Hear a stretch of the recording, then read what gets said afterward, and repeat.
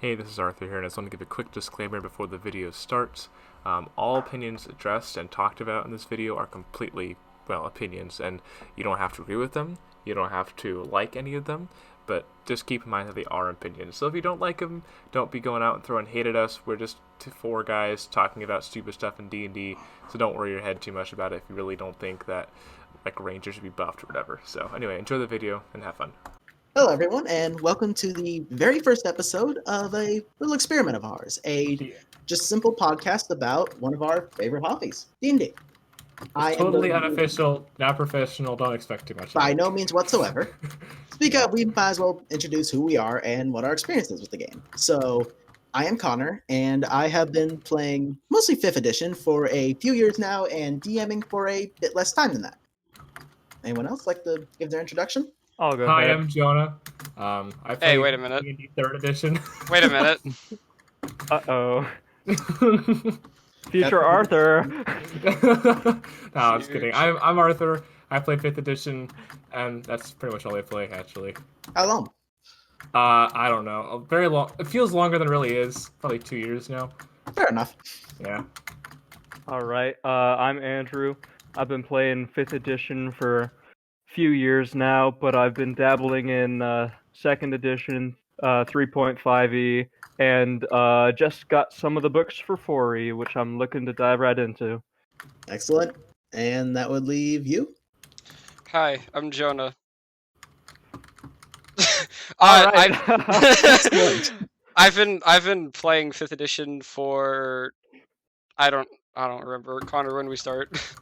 We started in May of 2019. Well, since that date, I've been playing 5e. I'm looking to start my own campaign soon, but other than that, I've never really DM'd anything. And 5th edition's really the only version I've played, though I've played in a decent amount of campaigns. Yeah, I will say, I think for all of us here, 5th edition is probably the one we're most familiar with, right? I would agree. Yeah. All right. Which brings us to our first topic for this episode. And that being, since 5th edition has become so gargantuan for D&D, it's been, I'm pretty sure, a massive peak in its popularity. A question has come up of what the next edition will look like, which has brought the idea of, if not like a 6th edition, what could a possible 5.5e or a 5e advanced look like? Would it be more of like an expansion on 5th edition? Maybe something entirely new? Or something we might discuss here? Well, I think a couple of the first things that we have to get out of the way is that the term 0.5 after an edition started with 3rd edition, which had its own 3.5 edition, which was just a lot of subtle tweaks to the game put together and packaged as a completely different book. Whereas Advanced Dungeons and Dragons was almost a completely different game to the original Dungeons and Dragons. And of course, for the 2nd edition of the game, they kept the advanced title as to distinguish it from original Dungeons and Dragons. So a possible 5e advanced edition would look more like more complicated rules, while more of a 5.5 edition would look like just simply balance changes and other small tweaks. 5.5 versus advanced is more a slight expansion versus almost a total revamp. Right. All right. And because if I'm correct, 3rd edition had a myriad of problems that 3.5 sought to fix. Hence why they decided to go back and rework 3rd edition instead of moving on towards 4th edition. Am I correct? Yes. 3rd edition had quite a sum of problems that were addressed as best they could in 3.5 edition, although by no means was 3.5 perfect. Certainly, but I think it's like the second most popular D&D was. 5th edition being the largest surge of popularity, as you can see by all of us at least getting really back into D&D or possibly starting our interest in D&D with 5th edition. Because 4th edition was a thing on its own. Something maybe we shouldn't be talked about. 4th edition existed. Yeah. It exists, yes.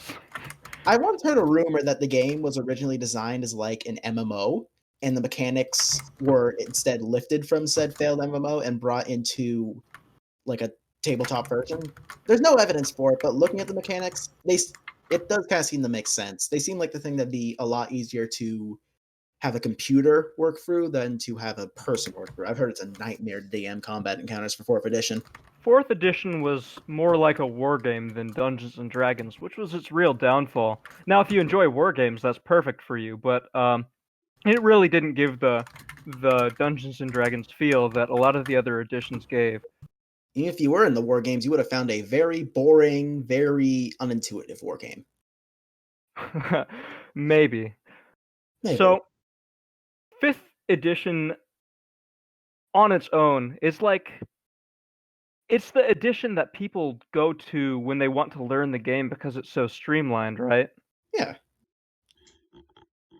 What would be the best way that players who are not necessarily new to the game or that want a new challenge, how do we think we could fix that so that the players would have a more advanced or rules-heavy version of the game?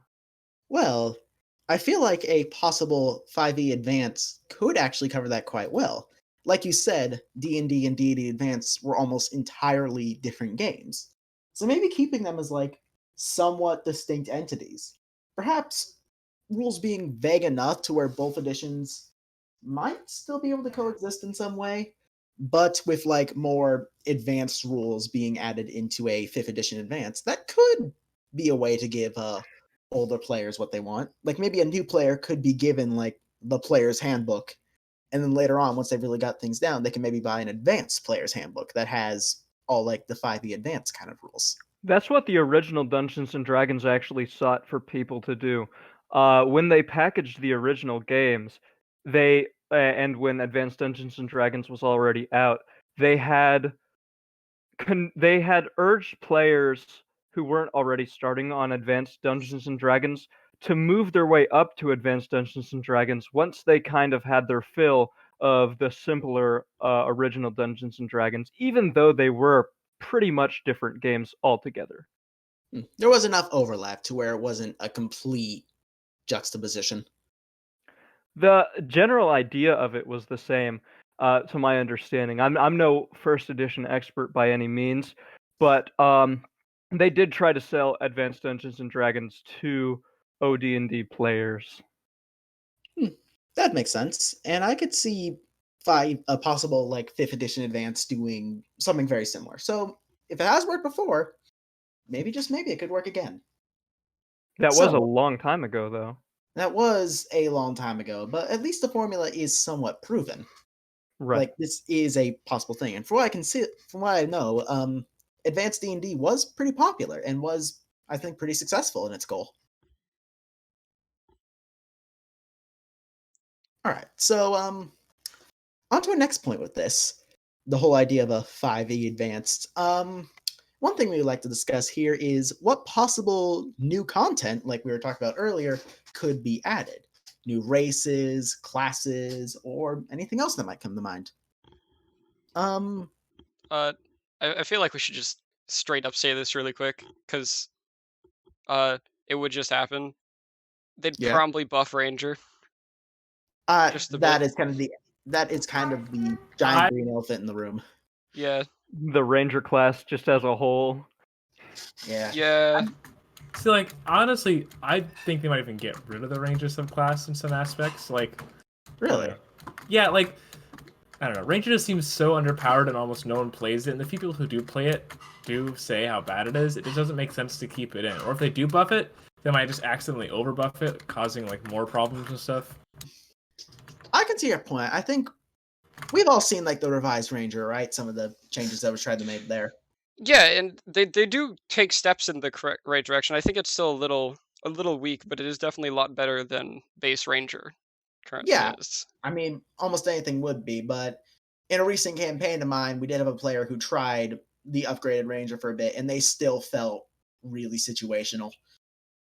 And that's really what Rangers are at their best, situational. Yeah. I think it might be good to Arthur talked about how like maybe they just get rid of it entirely. I think maybe a similar solution they might do. Maybe what if they like, they could maybe make it a subclass, maybe for like a certain fighter class, subclass. like a fighter subclass, or maybe a druid. Not really a druid, but you get my point. Yeah, some sort of subclass or something. I'd actually like to see something like that. I feel like it would work very well, considering the general unpopularity of the ranger as a whole. I feel like it would be suited to a good subclass of a fighter, That Yeah. is, maybe even a barbarian, if they did some little tweaks somewhere. I mean, when a ranger was originally added, in I believe second edition, it was as like an advanced class for the fighter. Because in second edition, there were basically like 3 classes, and if you wanted to get the subclasses, you would have to have certain stat requirements. And the ranger was basically a subclass, therefore an upgrade to the fighter. So seeing something like that again could be interesting. I mean, if you're looking for good ranged archery combat, fighters already have the arcane archer subclass from Xanathar's Guide. Or even just like a beastmaster build too, controlling pets and stuff. I think that's what people really kind of want in a game like this. I think that's what people want out of ranger, really, is the pets, and I feel like it doesn't super deliver on that well. People want their rangers just for their pets, of course. Yes. What you needs wanted them range? for the balance? I mean, if you are going for like the Beastmaster archetype, I think honestly your better choice might be a druid or even like a conjuration wizard over a ranger, even though they're kind of annual companions as part of their appeal, which I do think spells a pretty big problem for the class. How do we think it would actually work though? Because a 5e Advanced would have quite a few changes from the original 5th edition. What changes would actually benefit the ranger? I feel like it does go a bit more on the topic of revamping current stuff, but some changes that could maybe help the ranger is perhaps like something seen in second edition where their ability could instead be focused on like, instead of just only getting a benefit when you're in a certain area, just like getting benefits based on whatever area you're in. Maybe in like foresty environments, you gain a stealth bonus. In mountainy ones, you gain advantages on difficult terrain. And maybe some heat resistance. In snowing environments, you can do better on, let's say, like slippery terrain. You get some cold resistance, something like that. Like you get benefits based on the environment. It's like an adaptation to it. I think that would work pretty well. Makes the ranger a lot less situational for sure. Yeah, and that's again its biggest flaw. I don't think looking at 5e, I don't think it's meant to be situational in any way, or any character is meant to be like only good in one situation.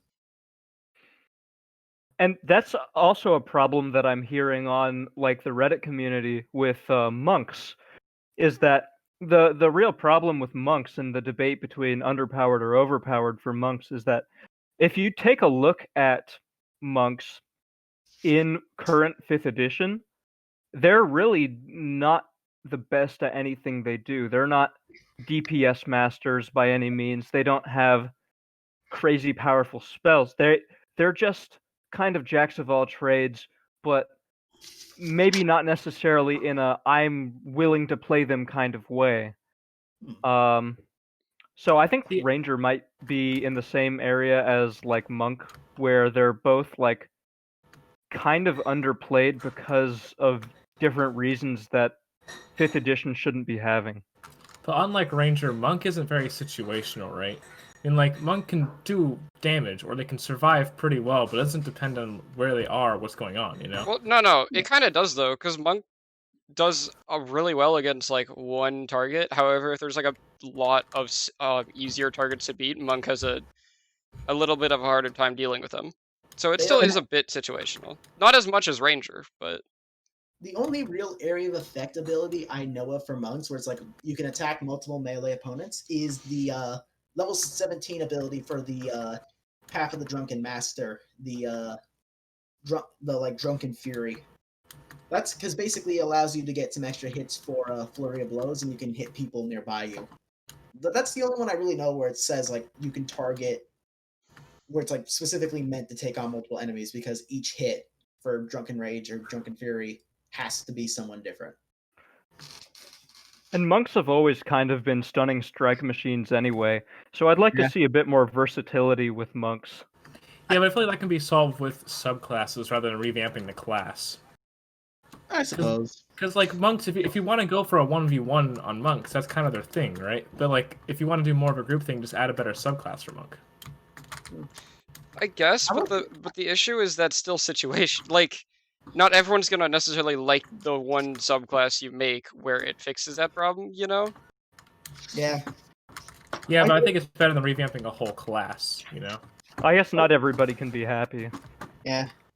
I would say, though, I do kind of disagree with the whole idea of monks not really being experts at everything, because I do say there is one thing they do excel at. Mobility. What would that be? Mobility. Oh, that's Oh. true. With their massive bonuses to speed, their ability to negate fall damage, and to enhance themselves physically, monks can actually have some pretty crazy mobility. I think we've all seen that Tabaxi build with boots of speed that can allow you to move at basically 60 miles an hour every turn. Mhm. Heck yeah. That's not super important in D&D mobility. Yeah, speed's very not that big of a deal. Unless you're playing like a realistic game where like it's calculated based on your speed, how far you can travel each day. Like having like crazy amounts of mobility isn't gonna get you, ironically, too far. Yeah. I think those are two of the more, I don't know, what's the word? Just, they've been done dirty by 5e, I guess. Messed up. Mistakes. Yeah, little I unbalanced. suppose. Hmm. They've But got then some of you the got, bigger like, flaws. Then you got like monks, like what was it, the open palm or whatever, the quivering palm Open hand? ability. Open hand, the quivering palm ability is like crazy overpowered. It's like out of nowhere too. I don't know. I feel like monks and rangers got like kind of. They're Well, in that's an odd place. But that's the thing, though. Like, I still don't like. They have. I think. My guess is the people, like, when they made 5th edition, when they like made monks, they saw that they might not be maybe that good, so they gave them that ability to try to help. But I don't think it really does all that much, if that makes sense. Like, they justified it by saying, well, the 18th level ability just instant kills people. For Hell the one yeah. subclass. I like insta killing people. We all So do, but fun. Just still, a though, hero whack.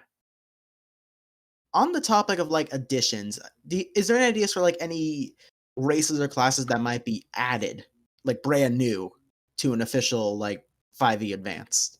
I See, think this is- when... Oh, go ahead. No, you go ahead.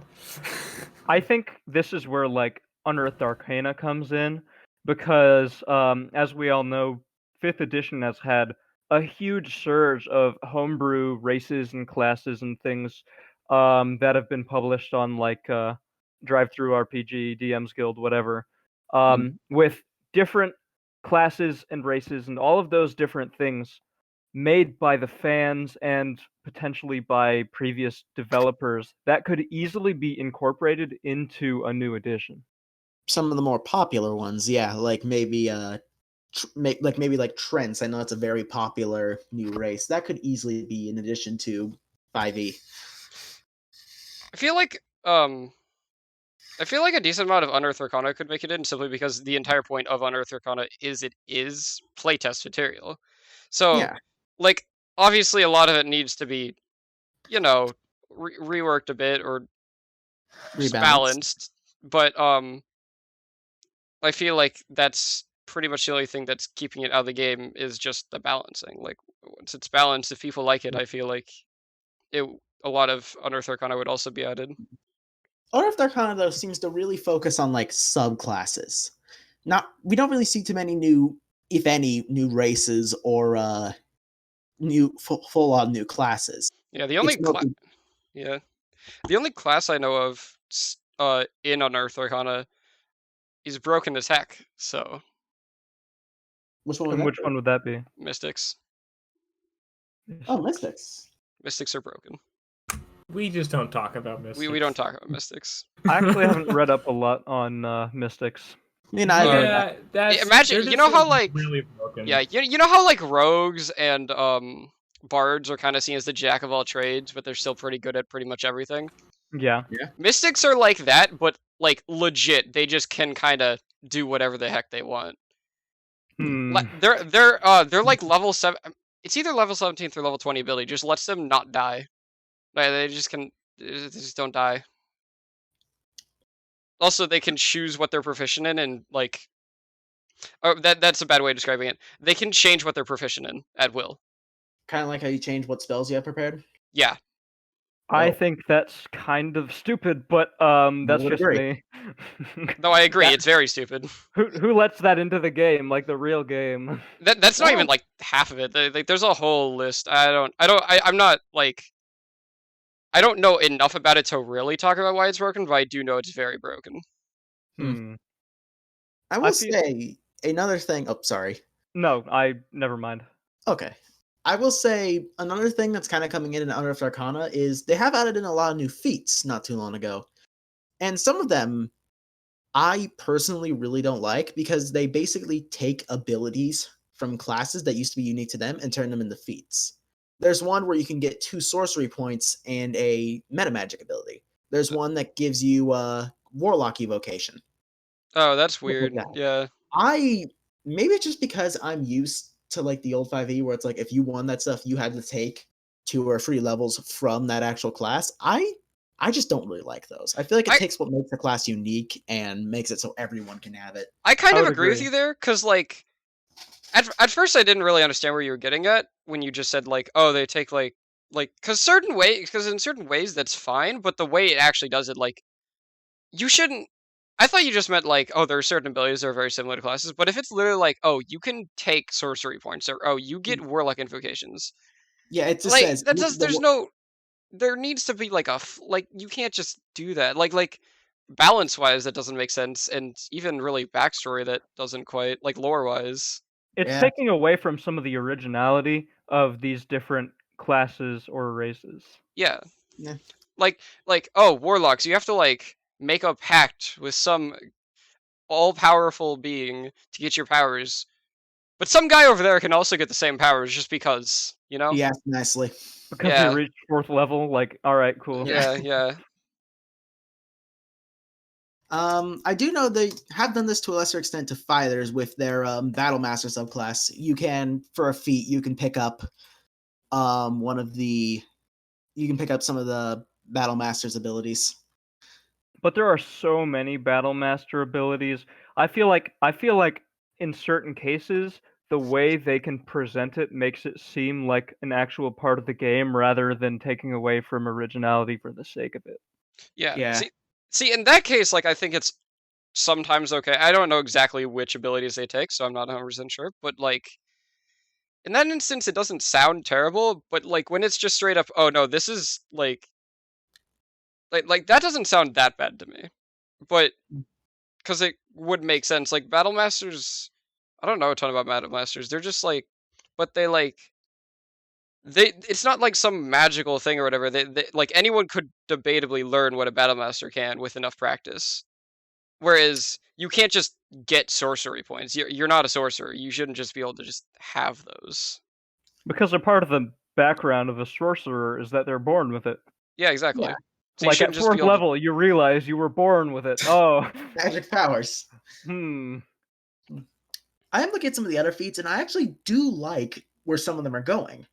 A chef feat that allows you to make special foods that can give you extra hit dice, or allow you to give temporary hit points, which I think is kind of cool and flavorful. There are also abilities like Crusher and Piercer that focus on and Slasher that focus on giving you advantages if you're doing a specific type of non-magical damage, that I think is kind of cool. That's actually pretty cool. Then there's some abilities like there's some feats like Tracker. 4th level, you get +1 to your Wisdom. You gain the Hunter's Mark spell that you can cast once a day, and you have advantage on survival checks to track creatures. Congrats, you have everything a ranger has that's good. Oh, amazing, Mark, dude. It's the only arrow in the quiver, really, Hunter's Mark. So take that away. A little bit. Yeah. I mean, sure, you could take Magic Initiate, which I like a lot more because of variety and such. I think Imagination is a great feat because It's you an can incredible just feat. because you can like it can do so much both for backstory to actual gameplay. Like there's just so much you can do with it. Yeah, actual like character development and stuff. Yeah, But some of these that just take what makes a class unique and gives it to someone else, I think is kind of silly. yeah. Like those guys had to work all their lives to get this thing, but you also kind of want it. So here you go. There, eat up. All yours. So a 5e advanced, with all of these feats and different ways that we could increase like the immersion, would advanced 5e, do you think it would be important to increase like not lore, that's not the right word, but to increase the shoot, what is it? To Just further the like story? flavor of these different classes and give more character, more stuff to create a unique character. I feel like That it is wouldn't. I think it should take what Xanathar did and then increase that, like do more of that, right? Because Xanathar had a good idea with all the subclasses and stuff. Like people love Xanathar subclasses, including me. And I think if they added another addition to 5e 5.5 whatever, just doing that and maybe not changing a bunch of the core stuff would be better. I would say, kind of back to Unearthed Arcana. One thing I did see them doing recently that I actually think is really cool is they made it so every time your class gains a new ability, you would actually have two choices of which ability you'd take, and each one could kind of really edit how you play the class. Some of them, of course, because it's Unearthed Arcana, are a bit overpowered. Like there's one for rogues that's just like a passive ability that says, "Hey, if you don't move, you get sneak attack." Ah, Yeah, if you use When the you turn without stand moving. so incredibly still. Yep, stand perfectly still, pull out a crossbow, and just sneak attack, sneak attack, sneak attack. Just like you standing in front of an enemy, you just get slashed face like, ow, okay. They would never do that again. They would not. They did it again. How I'm so surprised. Okay, they wouldn't do it a third. Oh no. I think Unearthed Arcana, since there's so much of it, it would take quite a lot of Filtering. shuffling through and filtering to get the right ones into an A5e. Yeah. yeah. I feel like a lot. Sorry, go ahead. Okay. I feel like what they should probably do with it is just take the ones that people really like the ones they know are really popular with the community, and take those ones. Like, I don't think they should actually go through and think, all right, what about this one, guys? Do we want to add this one? Because that would take like months. There's so much. They are actually, I've seen they are doing surveys for a lot of their Unearthed Arcana stuff. That's a including, good point. Like, Feats, yeah. So, like, actually, that'd be a good idea. Is like they could do like a survey, be like, all right, if we were to add all these to the game, which ones would you think we should add to the game? They're already doing that. Yeah. Oh well, I didn't know. I only saw Oh. the only survey I've seen is the one where they ask like, General questions. yeah, Yeah, I'm seeing a survey for the general subclasses. You talked about Psionic earlier. Apparently, they did a revision recently on the 14th of April. did they make it less broken? I hope so. Gosh, Well, psionics are broken also Yeah. because they're like spells. But the thing about that is like, oh yeah, that's another thing about why mystics are broken, because psionics are basically spells, but because they're not classified as spells, a lot of things that make spells weaker don't apply to psionics. Like counterspell. Yeah, exactly. Read as written rules. Yeah, exactly. So like, because all these things that like work against spells just don't work against psionics because they're not technically spells, which makes them extra broken. Yeah. Because I'm looking at that theoretically just make it like, so the rogue, kind of like, because I'm seeing right now there's an Sonic option for the rogue that just seems to make the arcane trickster almost feel redundant if you're going for like a magical rogue. That's probably true. Yeah, I didn't know that was the thing, but it probably does straight up make it not useful. Yeah. So what are some other possibilities for stuff they might like that? Did any of you guys have any like specific ideas for like races and classes that could be brought in? And a lot of it is, yeah, it's gonna come a lot from UA, but I think it's like if they open up to fan creation, that can open a lot of doors. But the problem with adding races and classes is just balance stuff, right? Everything sounds cool, but the biggest thing is it relatively balanced? 5e does a good job, and of course you have outliers like Ranger or maybe even Monk, but 5e does a good job of keeping everything relatively balanced. There isn't one class you're thinking, oh my gosh, it's so OP, we have to have one of those in our party type thing. So if they do add a bunch of UAs, well, yeah, there's a couple, but you might think, oh, I need that. But still, you can kind of play every class and get away with it, or at least have fun, right? I think that's what 5e prides itself on. That's what 5e is good at. So if they do add UA stuff, balance is going to be the biggest thing, not in terms of, like, what should we add? Because there's a lot of things you could add. Tree people, I'd love to see tree people. What? Why would you want to see tree people? No, they're awesome. I mean, agree. can you picture like a giant walking tree going to the town? I don't know. It looks cool in my head. I'm more of a traditional. You got your humans, your elves, and your dwarves, and you've got like, I don't know, maybe a half orc in there. I'm not big on those whole Warforged and Water Gnassies things. I'm just in general not a big fan of Unearthed Arcana or breaking the mold, I guess. Ah, so you're a coward. No, just kidding. Just kidding. Thanks. I see. I will say, like, I think one of the best. Oh, sorry. No. Sorry. Go ahead. I think one of the best aspects of 5th edition is if you want to change something, if you want to like rebalance something yourself, it's very easy compared to like older editions of D&D. That is true. That's one of my favorite parts about 5th editions is very open. You can basically anything you want to do. It's up to the DM and you as players even to do whatever you want. As long as everyone agrees, it's fine.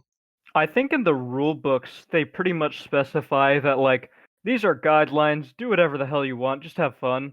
Yeah. Exactly. That's what I like because that's in my opinion what D&D should be. It should like rules are important and we should have rules and we should follow the rules. However, if the rule makes something not fun, like you shouldn't have that rule. If everyone doesn't like the rule, you can change the rule. Exactly. Like encumbrance. Who the heck uses encumbrance? Hey, how many arrows do you have? If you've been keeping track of your darts, I'm afraid you might be out of those. Players a magic pretending item. to check their notes. Yeah. 27. You started out with 20. Yeah, I know. Yeah. When you weren't looking. I picked some off that body over there. Don't question it. The goblin with a short sword? Yes. I think my biggest problem, or not my biggest problem, but a problem that I could see, or just a roadblock, I'd say, with like an advanced 5th edition would be so many people already use Unearthed Arcana. It's almost like everybody and their mom uses Unearthed Arcana for their characters. Everybody's a Warforged nowadays, and they're all playing Blood Hunters. But considering it's already so popular, I'm wondering if we even need to put it into an official book, or just to leave most of it out there for people to use on their own. Because, of course, Unearthed Arcana is already so popular. It's fair. I feel like it'd be useful to put it in an actual book because maybe like some of the stuff that is in there, but maybe isn't necessarily balanced, they might balance. But other than that, I kind of agree with you there. I mean, I would just say like, yeah, basically what Jonas says. Like, I think a lot of that stuff is really cool and already pretty popular. I can see your point. I think it does kind of deserve the official treatment, like enough work to actually make it a proper official book. Like you brought up Warforged, they were going through a lot of experimentation and were arguably pretty unbalanced before they got added into Eberron Rising from the Last War, a book that just came out last Christmas, I believe. And now they're actually quite good.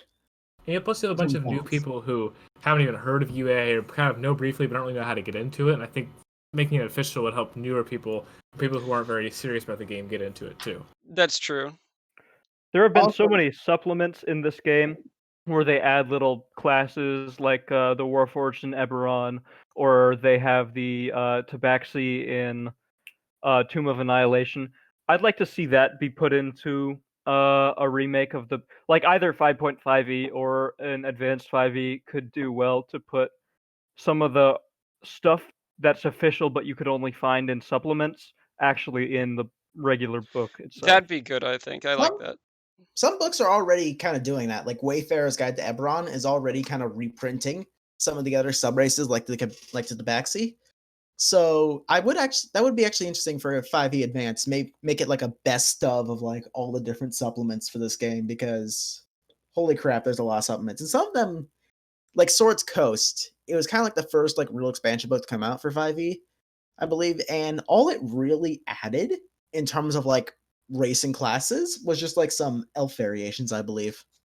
Like nothing too crazy. And like you'd have to, if you were only there for the elf variations, that's like $40-$50 you're gonna have to drop on this book.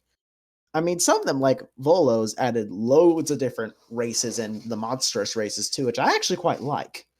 But that's like the only one where it's really like that's the only one where it's really like you're getting your money's worth for like if you're just looking for the new races or classes. Right. And it does actually bring up another question, because I did kind of mention Wayfarer's Guide to Eberron, and also there are books like Guildmaster's Guide to Ravnica, which are basically entire settings on their own. Would a 5e Advance, if it's going to be like adding in some of the supplement classes, would it also, and races, would it also throw in some of the stuff from these technically not D&D settings? I think it might. I think it depends, honestly, on the setting.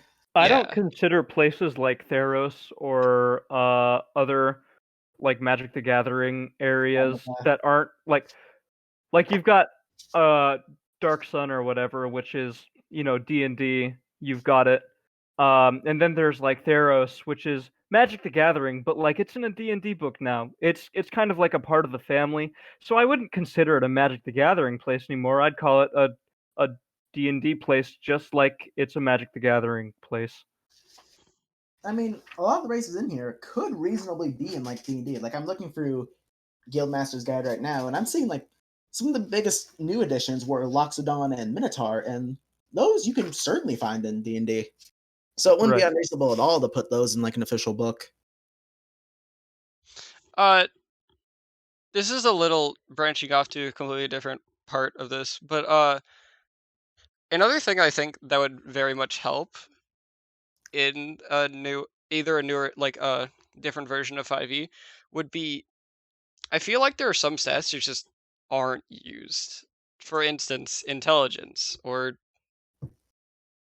mostly intelligence actually, but you get my point. Like there are a lot of stats that kind of, like Dex is very important. Dex gives you your AC, Dex gives you dexterity saving throws, and then you have strength, which does like most of your melee attacks, and then you have like there's like 5 charisma casters and a decent amount and wisdom's important, and then con gives you health. Intelligence doesn't really do much. There's like 2 intelligence casters out there, 3 if you include the rogue subclass, and that's pretty much it. All right, everybody, raise your hand if you've got intelligence as your dump stat. Because we could totally see it if you can raise your hand. Oh, that's the joke. I'm stupid. Nice. I can't get jokes. I mean, it's my dump stat every time. Intelligence is worthless if you're not like a wizard or something. Yeah, like literally, the only time I don't use it as a dump stat is if it just doesn't make, like, I try to not use it as a dump stat because like sometimes it just doesn't make sense in character.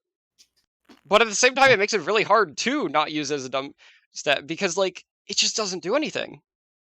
I have, in a recent campaign, I tried making a character who I was basically given the same choice between like I had 2 options, 14 and 8, and they were a bard, so they didn't need. It was basically for wisdom and intelligence, 14 or 8, and they were a bard, so they didn't really need either. So I decided, I feel like it'd be more character if that person had 14 intelligence and 8 wisdom. So many times I've had to roll for wisdom stuff, yet almost never do I actually get to roll for intelligence. Exactly. Like there are very few. Like I know. Let's see. There are 2 intelligence casters. There's 1 intelligence subclass, and there's like 1 feat that you can make a cipher that requires an intelligence save to solve. Figure out. Yeah, that is. But what about your history checks? Oh no, not the no. history checks. Oh no. What comes up more, history and like religion or stuff like that, or perception, insight, and survival, So nature? I You I know, thought of something really quickly. Yeah. It, you can have a character in your mind who like you want them to be bookish. You want to have like a bookish fighter, which isn't normal. Like, but you could do it if you wanted to. Yeah. But you're discouraged from doing that because intelligence is so, I don't Weak. know, meaningless, weak. Yeah. So, do you think uh 50 advanced would make it so that it would be more of a number crunching game like 3.5 edition where it's all about optimizing things, or do you think it would go more like flavor edition where you would choose what you want because it sounds cool and not because you'll be more overpowered? Here's I the think it, thing. I think 5e is so popular now because of its flavor, right? 5e is not necessarily a number crunching game, and even when I'm playing it, I'm realizing I can have subpar stats and still do just fine, right?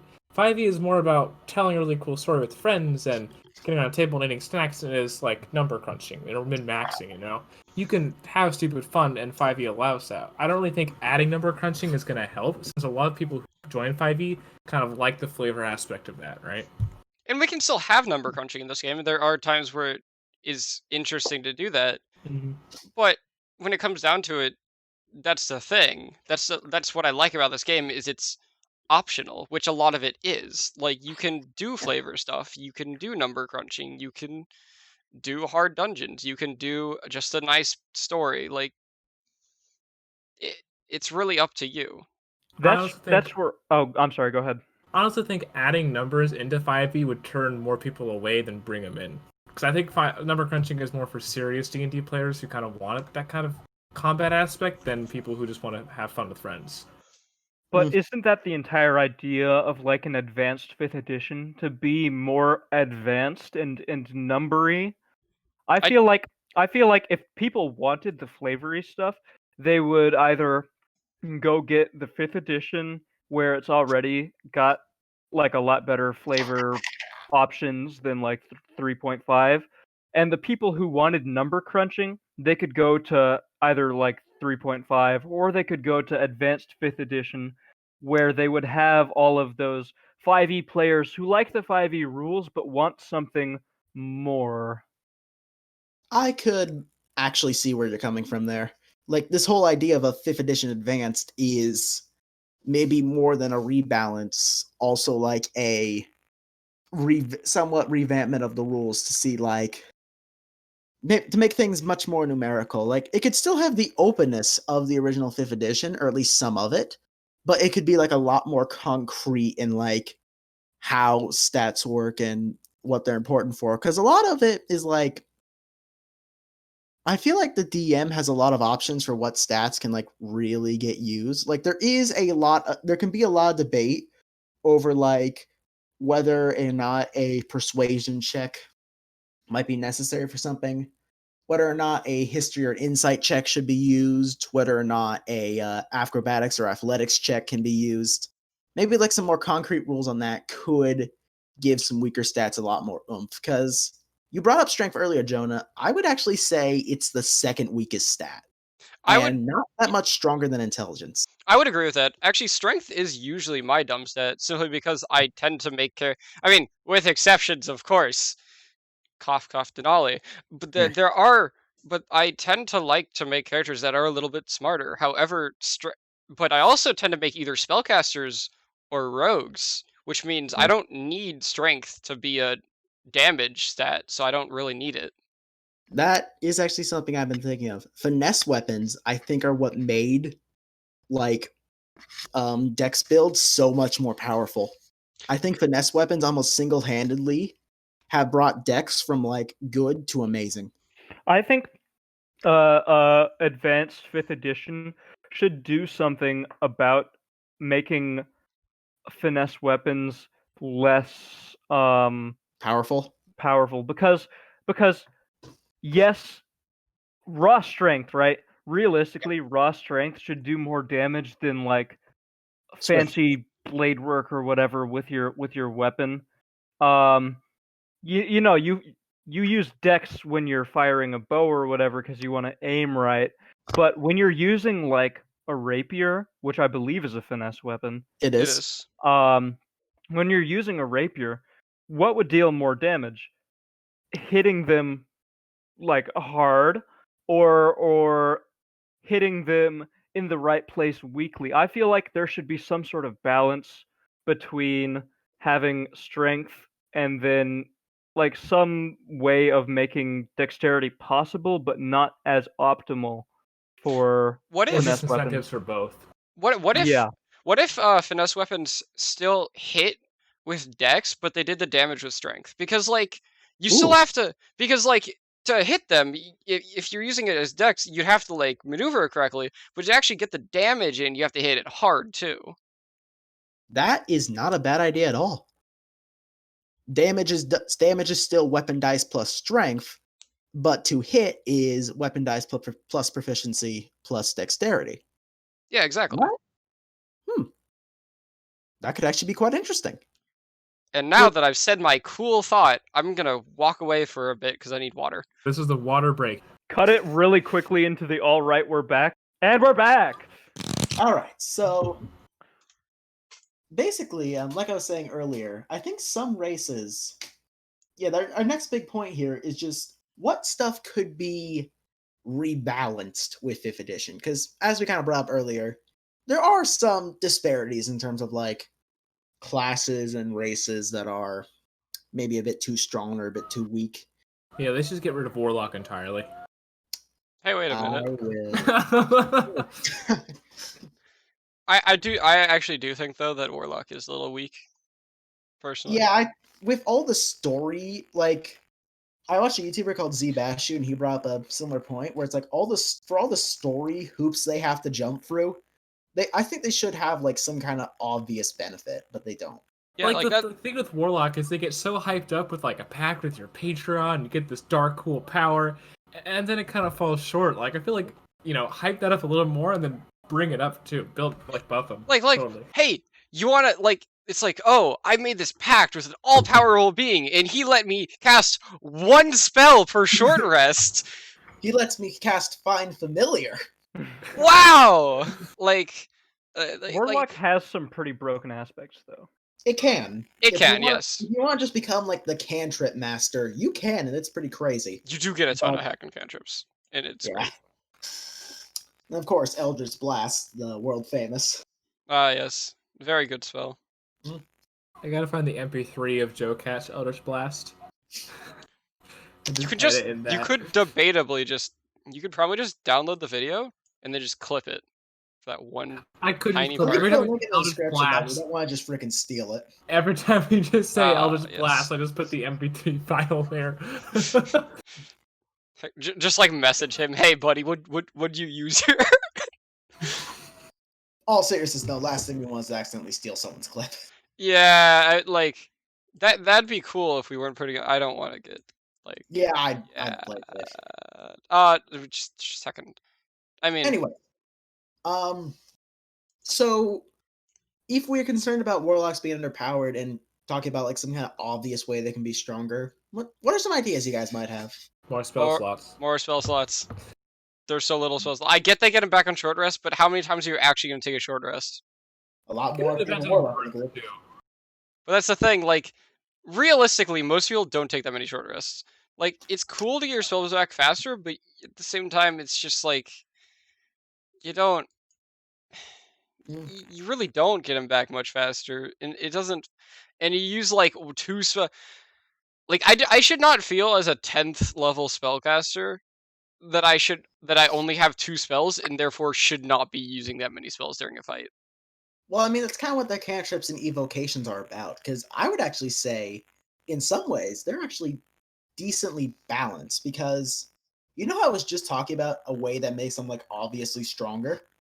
I think 2 of the recent Xanathar subclasses for Warlocks, Hexblade and Celestial, are really good steps in that direction. They're just some of my favorite subclasses of all time, I think, and they do some really cool stuff to make Yeah. Warlocks obviously strong. Like Mm-hmm. Hexblade, level 11. You get an ability where if you get hit, even if it's a crit, you roll a d6. On a 4 or higher, you ignore the damage. Yeah, see, like that's a good start in the right because I do Obviously, like that. lazy. Yeah. Oh, that's another actually point though about Warlock is those two are good. Every other subclass, while cool flavor wise, isn't always that good. Yeah. Mm-hmm. However, Like- Warlocks for flavor, top tier. Oh, definitely. I think you can do the most with Warlocks out of any class in terms of just raw flavor and character customization from a story standpoint. Yeah, Certainly. like honestly, if I had to choose one class that I would like, that is the class I'm gonna play. I'd have to choose between Sorcerer and Warlock, because I like Sorcerer just in general, but at the same time, Warlock has so much more flavor you could do with it. You could do so much with Warlocks, but they just suck. Yeah. Most of the time. The thing is as well, you can argue for this being a good or a bad thing. If you want the Warlock's flavor and real power, if you just take like 2, maybe 3 levels of Warlock, you can get almost anything they offer. Like snagging up 2 or 3 levels of Warlock can really bump up your character power-wise. I feel like another thing that would be helpful, because Connor, you talked about earlier how one of the things that Warlock is very good at is cantrips, but the thing about that is you get cantrips at the start, and then you don't get any more, and very few of them get any better. No, you get more cantrips. Do you get more cantrips? Am I just stupid? You get more cantrips. All kinds of spellcasters have that. I'm bad. All right, ignore that. All right, we can also Magic Initiate can give you 2. Cut this out, Arthur. Cut it out. I don't want to be stupid. Yeah, you start out with 2, and sure, you get 4. The highest you go is 4, and you get that by level 10, but you do get more. Yeah, I hear in 5e, wizards have d20 hit dice. How do you feel about it? 5e advance, warriors or barbarians have like D100 hit dice. You know, I think wizards should have proficiency in heavy armor and like heavy weapons and stuff. You know, heck yeah. Give them plate armor. The plate armor wizard. Ah, yes, my favorite. But anyways, other rebalances. I brought up earlier the whole like racial feats and stuff. I think that could actually be an interesting way to buff some underused races. Like again, Dragonborn. With Xanathar's Guide, they have a racial feat that basically gives you a permanent mage armor with your really hard scales. It's like as long as you aren't wearing armor, your AC becomes 13 plus your dex mod. Which I think that should just be a base feature. The dragon lineage sorcerers already have that as well. But I just think that should be a thing for like all Dragonborn. Because right now, all they really have is a damage resistance to whatever their breath weapon is, and a mediocre breath weapon. It's cool for flavor, though. It's very cool for flavor. I love it.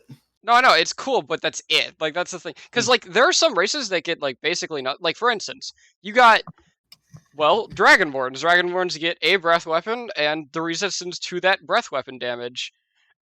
You also have Warforged, who have more AC, resistance, the ability to not sleep or eat or breathe, and, you know, all this stuff. And then you have, like, other races that have things like that, where they have all this cool stuff. And then you get some races that are just...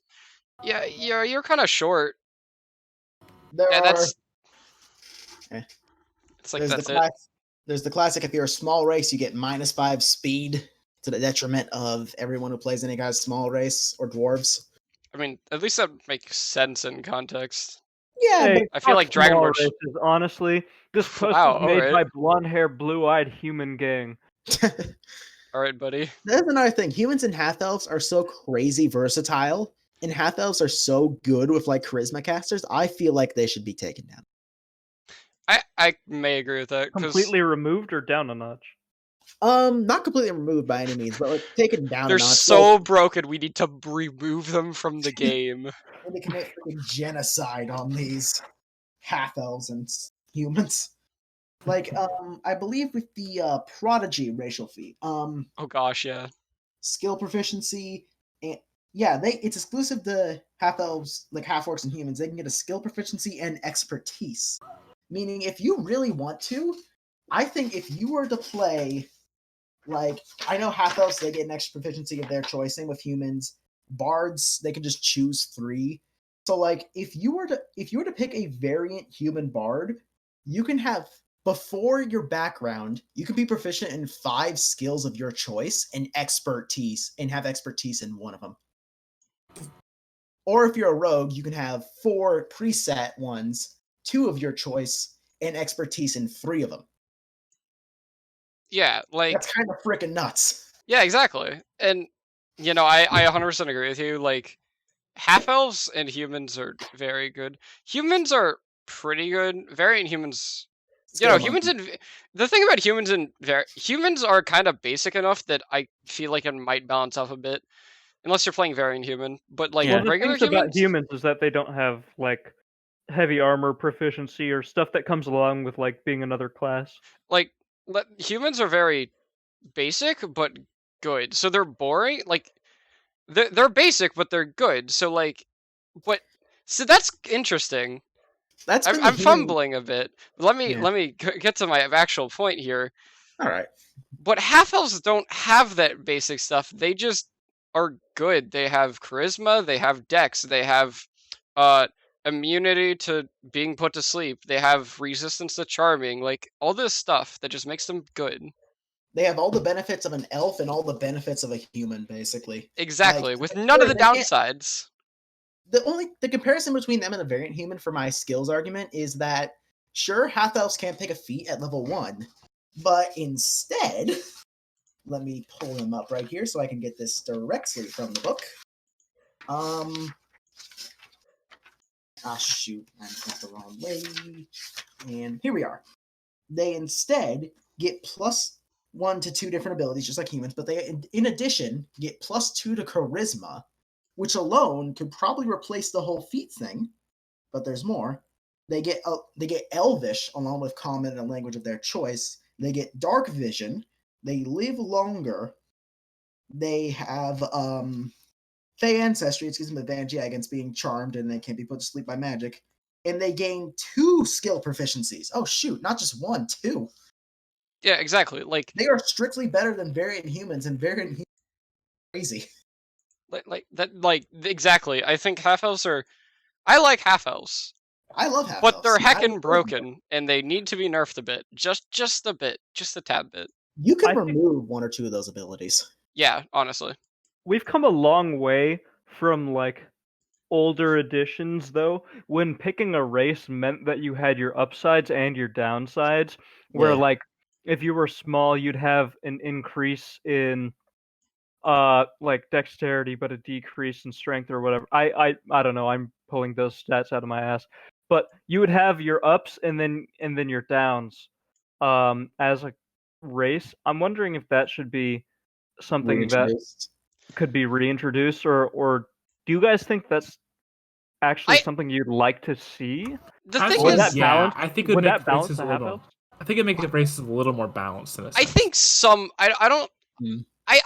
I like it in some aspects and I don't in others. Because like I like it in the way that I think some races really heckin' need the nerf, but at the same time, it also like somewhat in some instances it hinders you from doing some pretty cool Yeah. stuff. For instance, it'd be very hard if you had played like a dwarf and they had a negative index. It'd be very hard to play a rogue dwarf. Not that you would normally play a rogue dwarf, but at the same time, again, one of the things I really like about 5th edition is you can kind of play whatever you want. Mm. So I would. yeah, I don't know. I'd That's agree just with you fully. I'd agree with you fully there, Jonah. No one should be punished, in my opinion, for picking a race. Like, you shouldn't have like downsides for picking what you want to play. Like, if you want to nerf a race, there are easier ways to do it. Like for half elves, I could say maybe you can get rid of their dark vision. Maybe they only get +1 charisma instead of 2. Maybe they don't get to pick 2 extra proficiencies, because why not?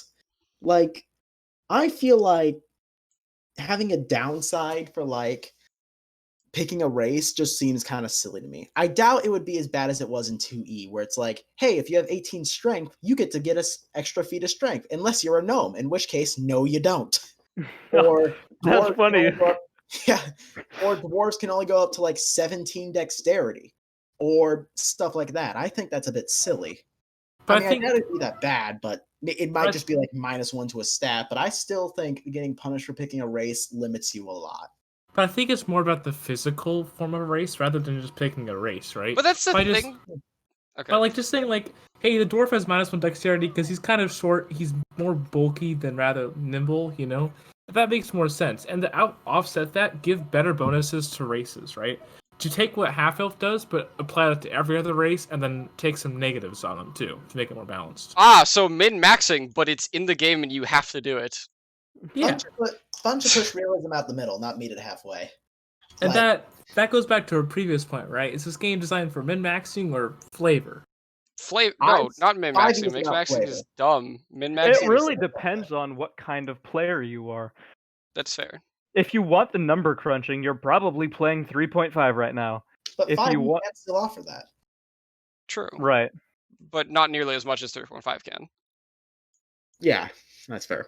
It's personal preference, which is why I think a 5e advanced would be really good. Because if you want 5e, but you want the number crunching and you don't want to go buy books from 2001, there you go. You've got your number crunching 5e. And then if you want your flavor, if you want all of that stuff more than the number crunching and you like a streamlined game, then you have regular 5th edition, which would probably stay just as relevant even with the inclusion of 5e Advance. That is the thing, actually. Adventures League, like official games, which would they use? 5e or 5e Advance? Would they have separate leagues for each? It feels 5e probably more. No, actually, in my opinion, if we're going more the route that we think the Advance would be more of the number crunching version, I feel like they'd probably use the Advance then. I feel like it would be primarily the Advanced, but I feel like there would still be the Adventurers League for the people who aren't willing to buy the Advanced, because you know Adventurers League characters pop in and out all the time, so it's not like you're going there for a big fleshed out story that's gonna last ages and ages. Yeah I can see that as maybe like for starters, like, hey, we'll offer. You all know how the tier system for Adventures League works, right? No. Basically, there's 4 different tiers, each for like different level tables with characters at different levels. Tier 1 is level 1 through 4. Tier 2 is level 5 through so on. Like, basically, different tiers for like different levels of characters. I can see them offering like tier 1 tables, like level 1 through 4. For like the regular 5th edition to get new players into it, and then the other ones would be like 5e Advance or maybe starting as 5e Advance. That makes sense. I think that makes sense. Yeah. I'm kind of comparing it to other hobbies. Like, this might seem like a bit of a stretch comparison, but like with games like Warhammer, where it could take a lot to get into like more advanced games, a lot of game stores will offer like much smaller, like 500 point games before you get into like the massive 1 to 2,000 point games as like a way to bring in beginners. So I can see them doing something similar. It's like, here's some low level 5e games, and if you like this enough, then that maybe you can go on ahead to like 5e Advanced. Right. I think that makes a lot of sense. That brings up the question though: is 5e Advanced needed or wanted? I don't know if it's Advanced. needed, but I definitely I think it's wanted. I definitely think it's wanted. I think having it as an option would be cool, but I honestly don't know how much the general populace of D&D players would accept it, right?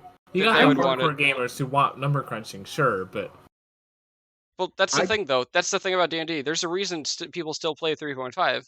If we add an advanced copy, no one's telling you have to play it. You can still play 5th edition. In fact, most people probably will still play 5th edition.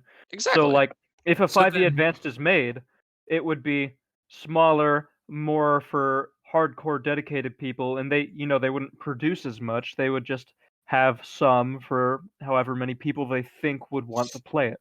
As a maybe business standpoint, though, that doesn't sound like putting in that much work for something for a small populace doesn't seem like a very smart idea. I'd agree I don't with know. you if this Right was a now they're small releasing company. UA for their whole thing. Like, how is UA making them money? It's not. Yeah, exactly. Like, I feel like I'd agree with you. If this was a small company, they could actually hurt themselves by doing it, but they couldn't. Like, it wouldn't.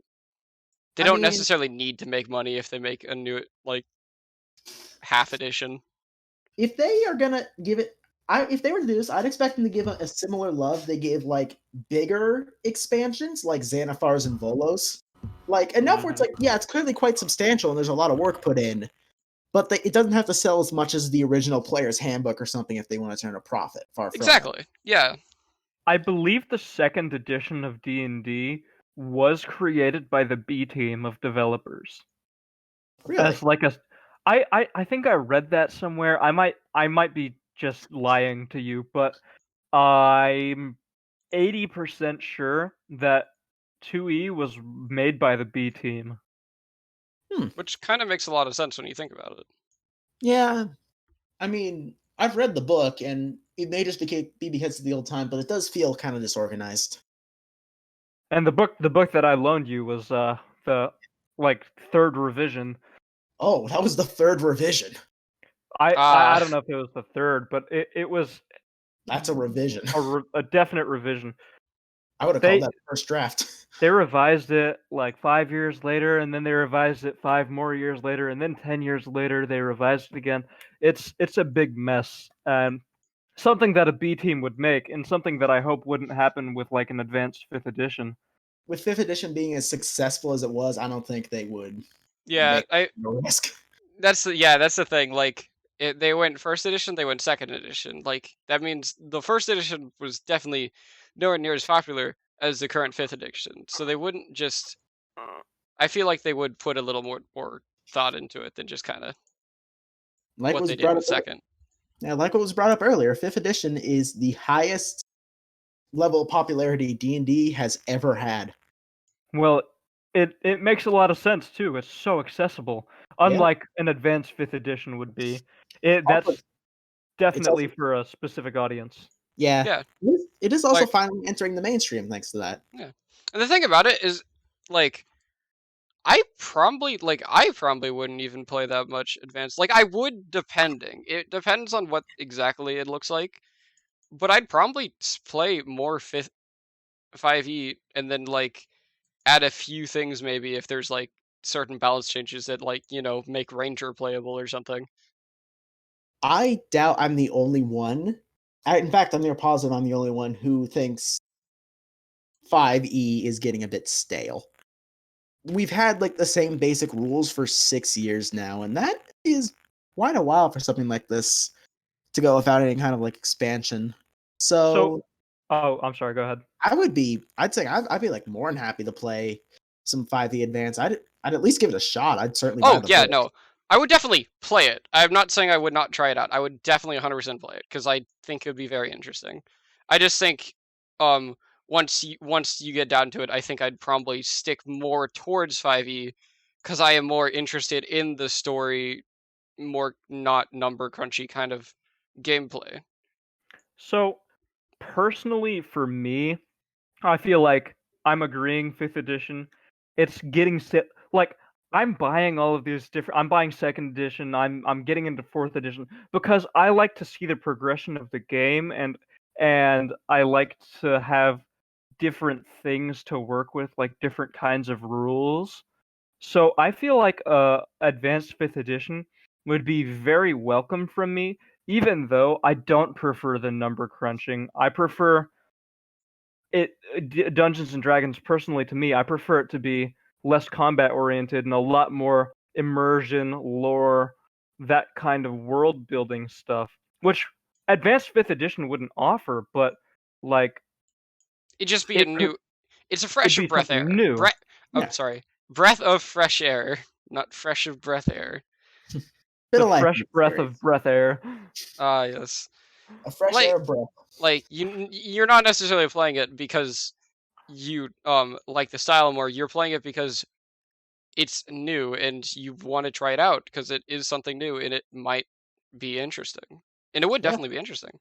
Yeah, right. I mean, it's 5th Like, I edition. think when it comes down to it, I honestly would probably stick back to 5th, but I would definitely try out 5th Advanced. But I would also probably like try to implement things from like certain aspects. Like if everything we have talked about today gets in, like I'd probably take a few things from 5th Advanced, like balance changes and stuff, Yeah. but just not take all of it. But if this is what we could, a 5th edition Advance could literally be like the ultimate version of D&D with like the best parts of all Of all- D&D from the past 20 years. It can offer like the number crunching gameplay of like 3rd and 3.5 edition. The sheer number, it could possibly offer like the sheer number of races and classes from like 4th edition without there being so many complex rules and books. And it could bring in some of the more roleplay focus of 5th edition. I Yeah. do know it sounds kind of contradictory having it focus on both number crunching and roleplay. So we'll probably lean a lot more towards the roleplay side, but if we can bring in maybe a bit more of that number crunching, then we could have something really good here. That's I my would thing. much rather see advanced 5th edition than just a simple 5.5. I think I would too. Because 5.5, I feel like is a thing that would be interesting and like, oh yeah, balance changes, woo, because we definitely need those. But I agree.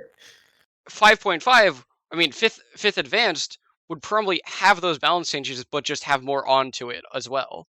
Am I willing to shell out so much money for a 5.5 when I can as a DM re-edit and rebalance these things myself? Probably not. I mean, I But- still would. Yeah, honestly, yeah, I'd buy 5.5e, but I wouldn't buy it as fast as I would buy a 5e. That's fair. Like, yeah, exactly. Because like, it's like 5.5e. Like, if 5.5e came out, if it was just 5.5e and it was just balance changes, you could just implement it yourself, and B, if it's a 5.5e, you can honestly just like find out what's in the book, like what's slightly different, and just kind of implement it as homebrew into regular 5th edition. And it's like, what are they gonna do? Which brings us to our next and most important point: piracy. Yes, the most important point. This is actually a point. I can't tell if you're memeing. Hell no. God, thank Okay. goodness. Checking All right. funny. But like, how do you guys pirate? I don't. No, I don't either. I only do it if like. I mean, I don't. No, wait. This Or is if going you're on cut YouTube. out I this definitely. part. Yeah. I don't. Wait. This is on YouTube.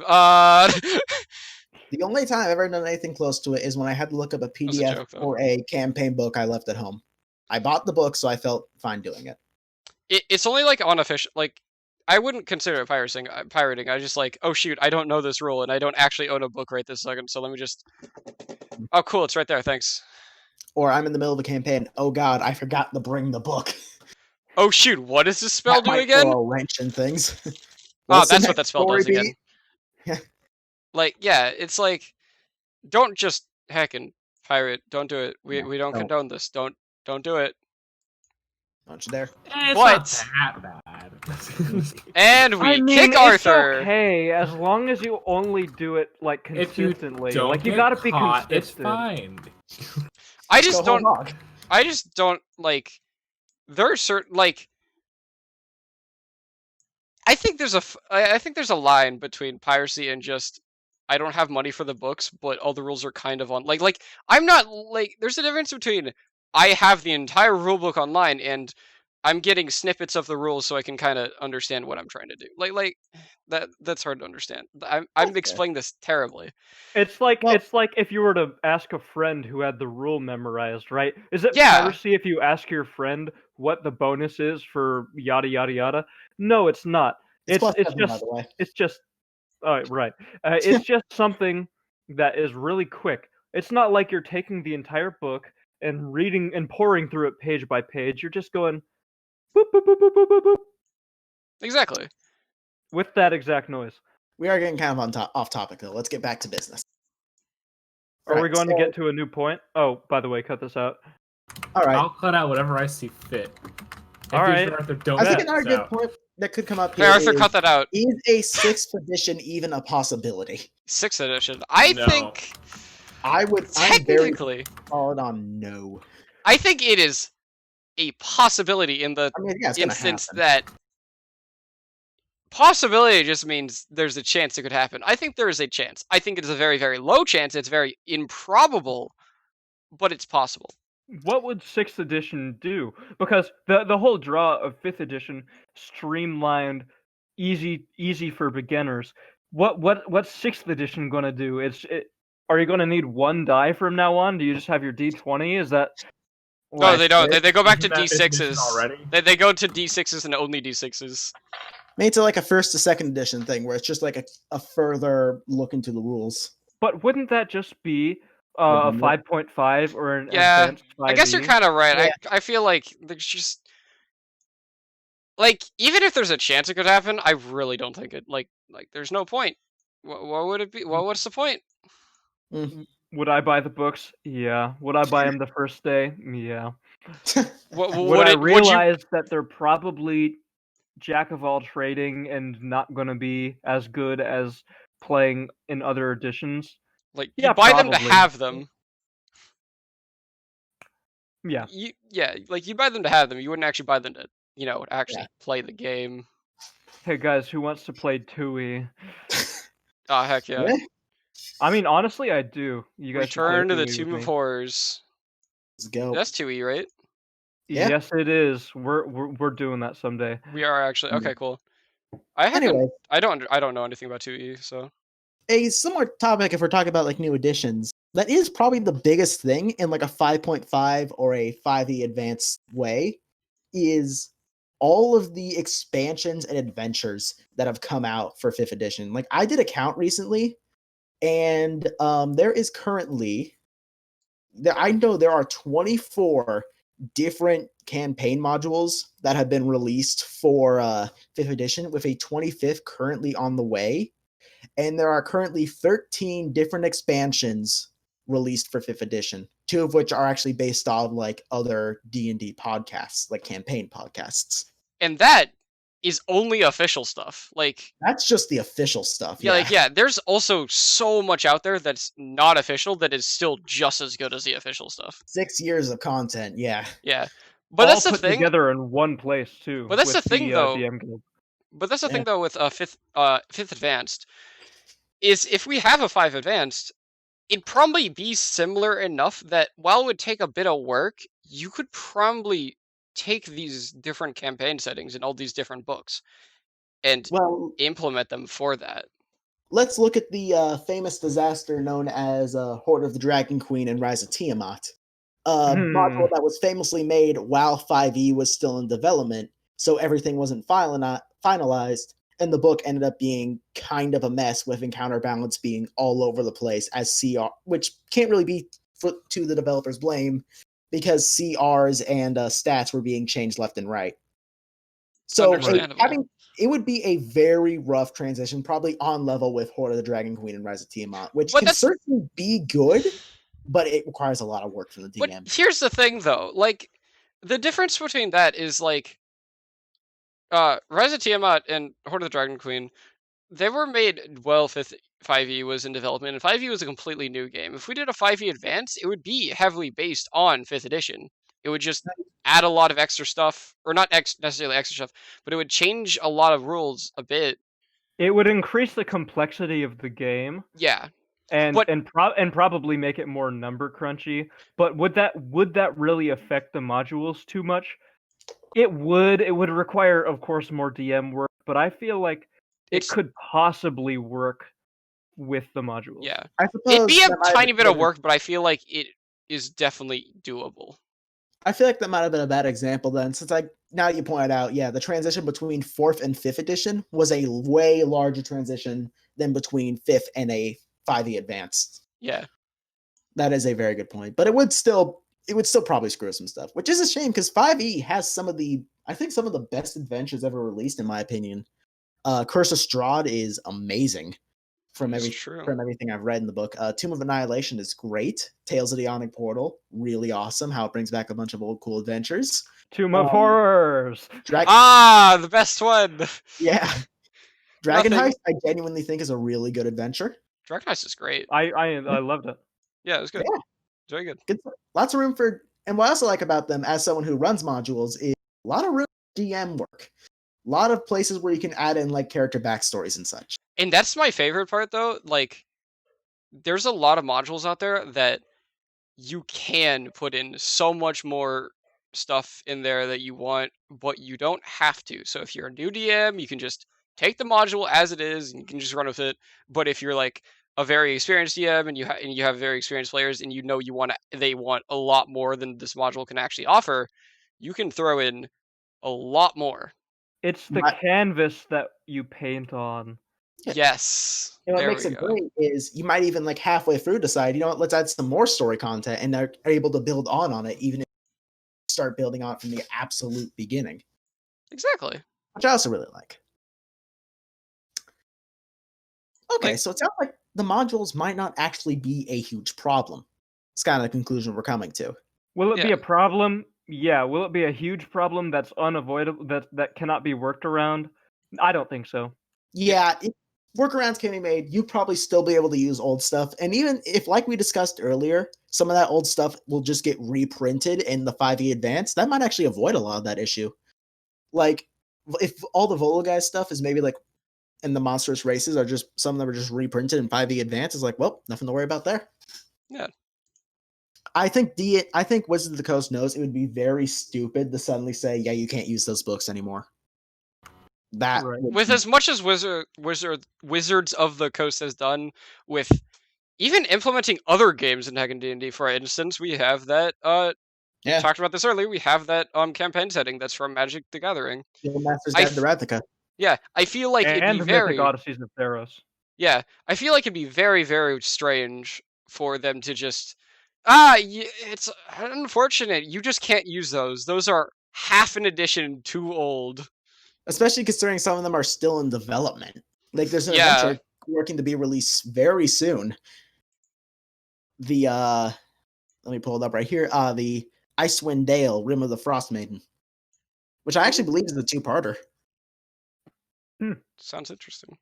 Yeah. I've got so much stuff on my backlog that I'd like to run. I'm not buying nothing for a little while. Like every good DM, you would just like, I have like 5 different campaign ideas.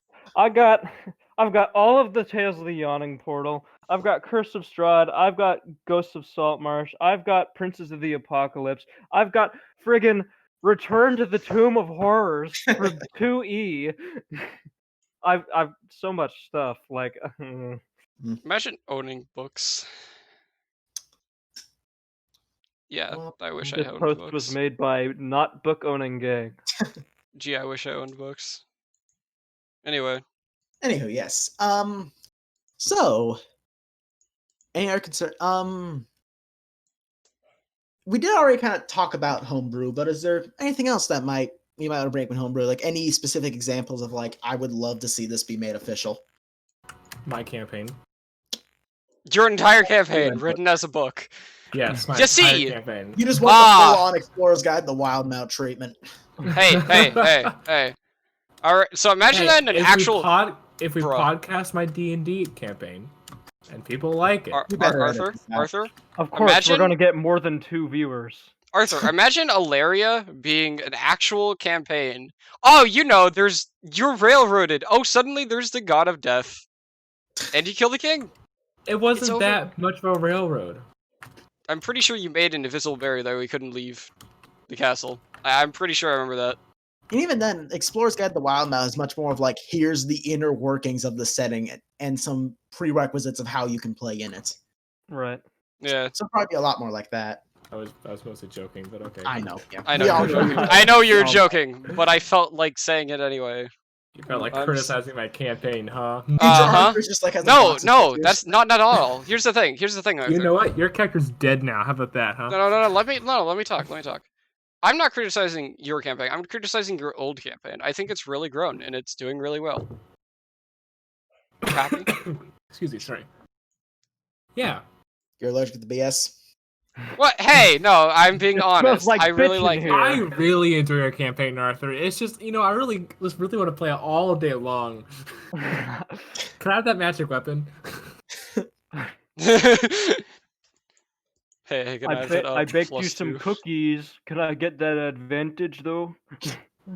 Hey, can I have advantage for Works on me. every attack, please? As a Hey, rogue? can I get free inspiration, but instead of inspiration, it's automatic advantage? Imagine using the inspiration mechanic. I actually think it's an interesting mechanic if you do it correctly. I just I like, used Will it you in let one me play campaign. Mystic now? I say used it, but no one ever actually rolled it. yeah. I think it's actually a really interesting mechanic if you run it correctly. I just think it's hard to If you're doing do something that. cool, give an advantage for that check. Yeah, exactly. I think that's an interesting thing. Or like, I've seen people run it like if someone's doing like exceptionally good at their role playing or something like that. Yeah. Then the DM will give them stuff. Or actually, no. I saw someone else. I saw a way that someone was running it where instead of the DMing giving it out, it was other players had like 1 dice they could give to another player. Ooh, that's interesting, but we have kind of gone on a bit of a tangent. Back to what I was just trying to bring up. Any other specific homebrew examples you think could be interesting to bring in? Like anywhere you're like, you really want this to have some kind of official support. Here's the thing: every homebrew item looks really cool. Like Yeah. you could really browse any homebrew thing and look at it and think, wow, I'd love to play that. But that's also broken as heck, and I'd be really overpowered, or that's like super underpowered, and I can't possibly run that without dying. That's kind of the problem with homebrew at this stage. Is like, it's cool, anything can be added. Balance is the biggest issue. I would kind of agree there. For stuff to be given like if it was given like the official treatment, then we can start to see some like really cool stuff. But It'd need that official treatment first. yeah, it would need the official treatment. Like, But wow, this is all really cool stuff, but it's broken. Yeah. See, Mystic has really cool ideas.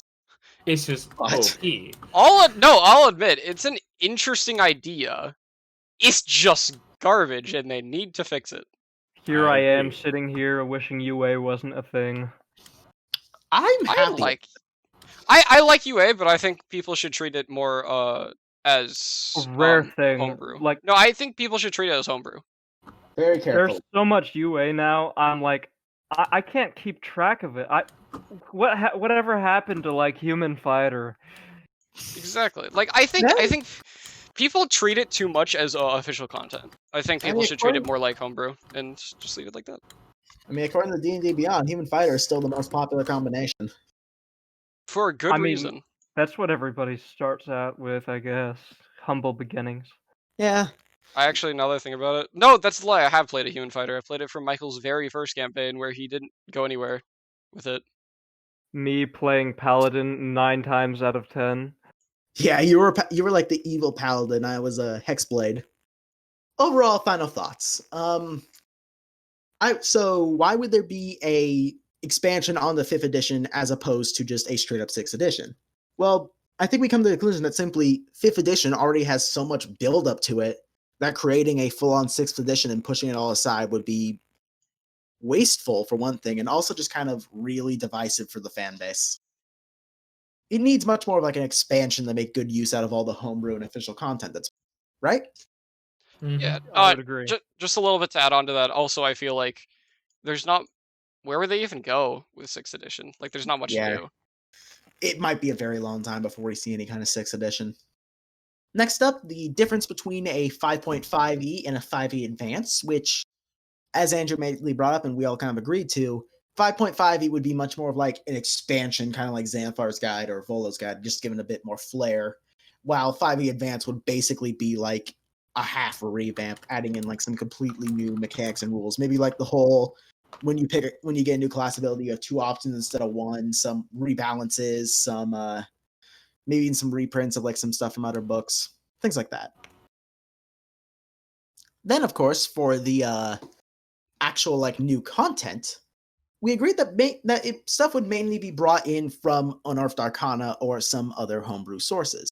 It is playtest material, and they do seem to be heavily quizzing and testing other people as to their opinions on it. So it does seem likely that if we do get any new content, it'll be from Unearthed Arcana, which is where the whole 2 ability choices came from, and the extra feats and deluge of subclasses. I have a really quick thing. Wasn't Artificer originally UA? It was. So was Warforged, technically. All right. They have made some of that stuff official, but usually it's a very process. I get the feelings content has to go through a lot to even make it to UA, and has to go through a lot more to actually become official.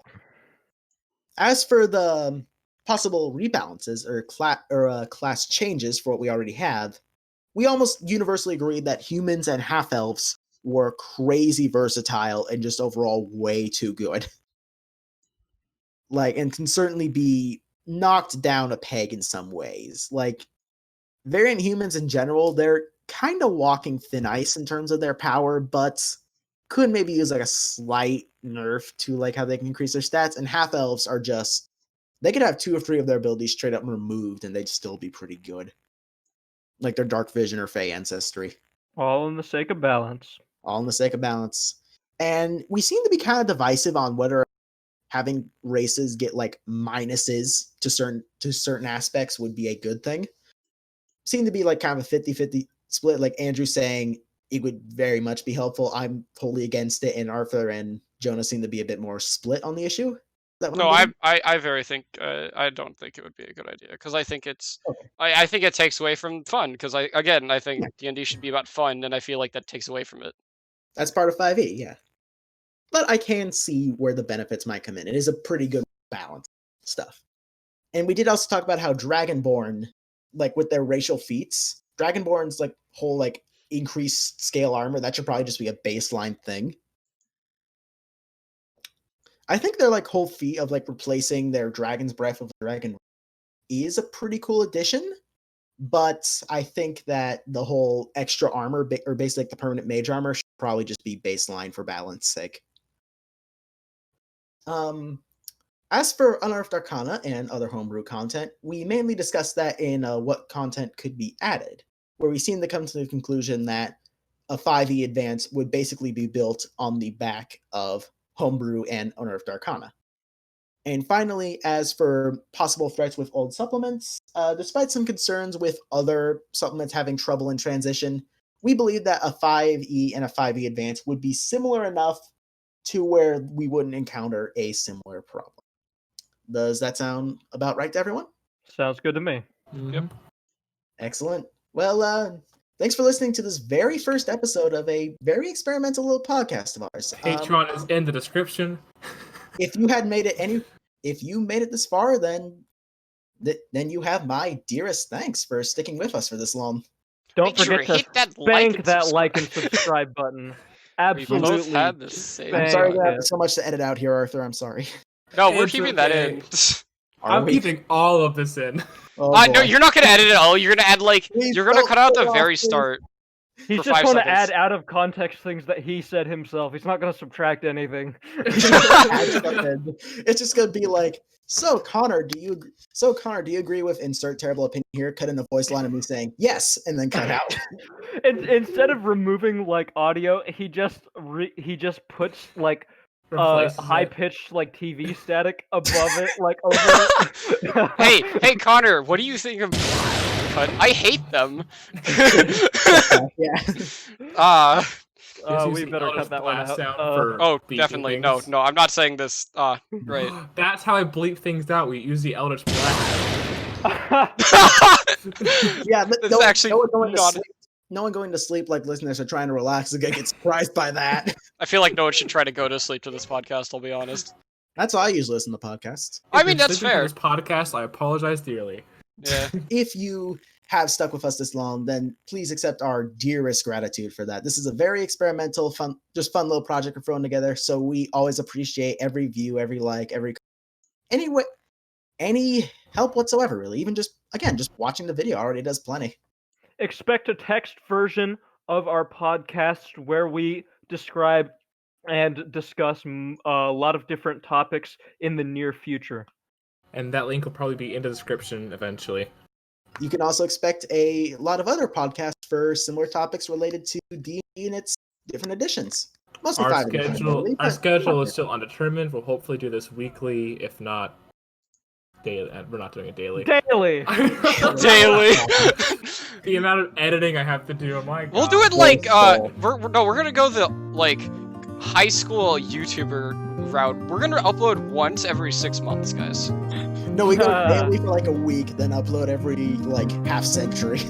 Ah, yes. I'm just gonna say signing off, see you guys later, and that's it.